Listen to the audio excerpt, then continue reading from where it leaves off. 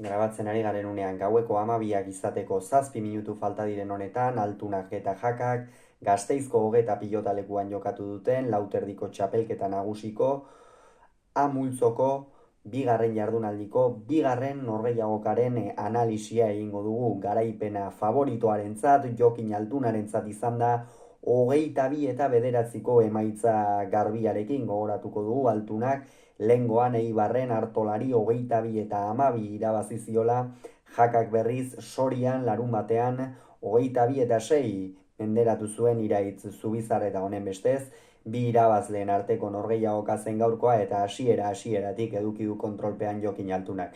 Lehenik eta behin sakearekin asmatu du. 8 eta 2 aurreratu da hasieran eta sakearekin ikeragarri asmatu du amezketarrak. Denak ezker horman sartzen zizkion eta ezker horman sartzearekin batera hurrengo pilotakadan sekulako presioa sartu dio Erik Jakari, eta horren ondorioz Lizartzarra zirimola bailitzan alde batetik bestera mugitu du Altunak eta azkenerako oso prezipitatuta jokatu du eta 12 eta 3 aurreratu da lehen etenaldi horretan. Esan dugu, Jokin Altuna oso eroso, jokoa erabat menderatua, partida oso kontrolpean zuela eta Erik bere honetik irten da, aukera zuenean ere pare bat pilota txapazpira joan zaizkio, pare bat pilota ere galdu ditu, grazia handiarekin, bata deja bat zabalean txapara joan zaiona, bestea berriz erremate bat txapara joan zaiona, baina graziarekin galdutakoak ere galdutakoak izaten dira eta alakoak Jokin Altunak estimatu bakarrik ez, baliatu ere egiten ditu.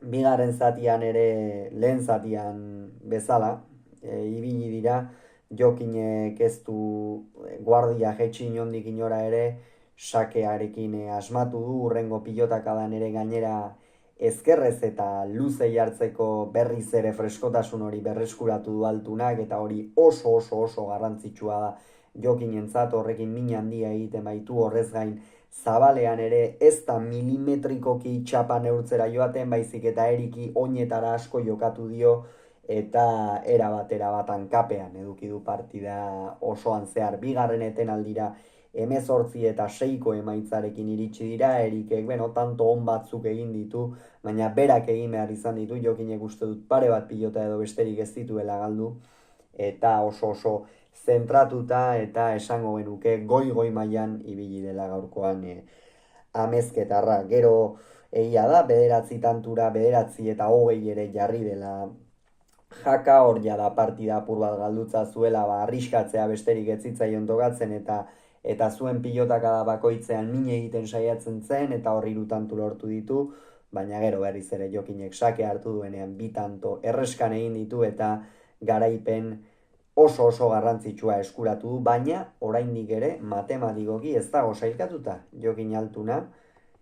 Izan ere, ikusi behar da, oraindik ere hain zuzen ere oraintxe bertan ikusiko dugu sailkapena nola den.